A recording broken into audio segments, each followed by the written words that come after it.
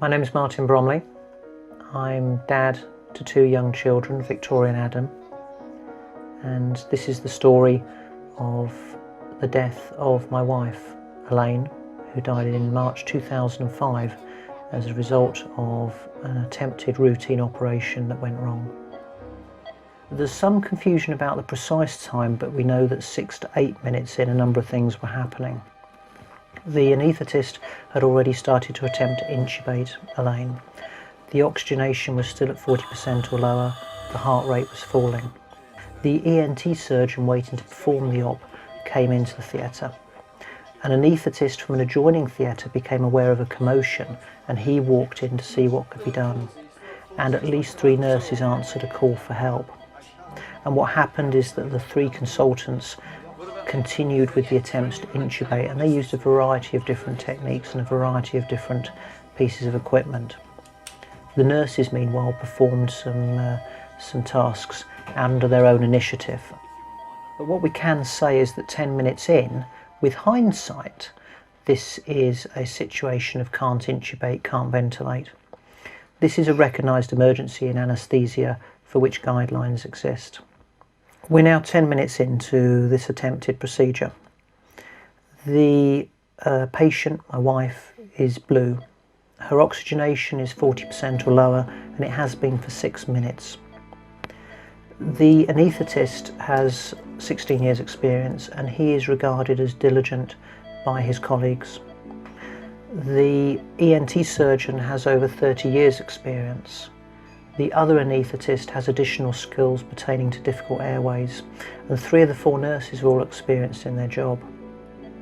And it's perhaps worth just wondering at this stage what was going through their mind. The intubation attempts had failed, the oxygenation was very low. What we know actually happened is this point in, 10 minutes for a further 15 minutes, the 3 consultants would appear to have continued with their attempts to intubate to the exclusion of any other option. And that at the end of that 15 minutes, we're now 25 minutes into the whole procedure, they eventually get Elaine's oxygenation to 90%, but she's actually been at 40% or lower for a total now for over 20 minutes. Keep going. Can we get above 90? Nope, she won't go up. No, you got 90 though, that's better. I don't think we should carry on with the operation. No, I agree, I think we should abandon it at this stage. Okay. The airway itself is not secure though, and so they fiddle around a bit more, and in fact her oxygenation falls again below 90% for a further 10 minutes, and finally by the time we're 35 minutes in, they seem to make the decision that the best thing is just to let her wake up naturally. Let's wheel her back, quick as we can.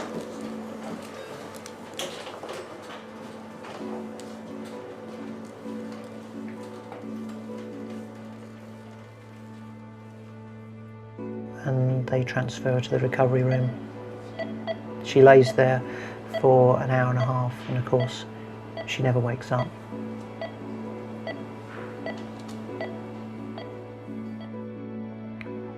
Based on the evidence from the inquest and from Professor Harmer's report, the lead anaesthetist, if I can call him that, in his own words, lost control. There was a question mark in the inquest about who people felt was in charge at different points. There was certainly a loss of awareness, an awareness of time, but also an awareness of the seriousness of the situation. If you like, the awareness of what was happening wasn't shared by each of the consultants. There was certainly a breakdown in the decision-making processes, and it would appear that the communication processes dried up amongst the consultants. The story with the nurses is very different. The nurses were generally aware of what was happening and what needed to happen. When I said to you that 6 to 8 minutes in, those 3 nurses arrived, one of them asked her colleague to go and fetch the tracheostomy set. There was already a quick trachea kit in theatre. She went out, she collected the tracheostomy set, she came back in and she announced to the consultants that the tracheostomy set was available, and there was no response. One of the other nurses who walked in immediately saw Elaine's colour, immediately saw the vital signs and walked out again to phone intensive care. She phoned to check that a bed was immediately available. She came back in and she announced to the 3 consultants that a bed was available in intensive care. And in her own words, they looked at her as if to say, "What's wrong? You're overreacting."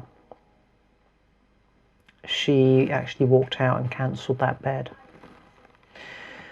At the inquest, 2 of the 4 nurses stated that they knew exactly what needed to happen, but again, to quote from the inquest, didn't know how to broach the subject.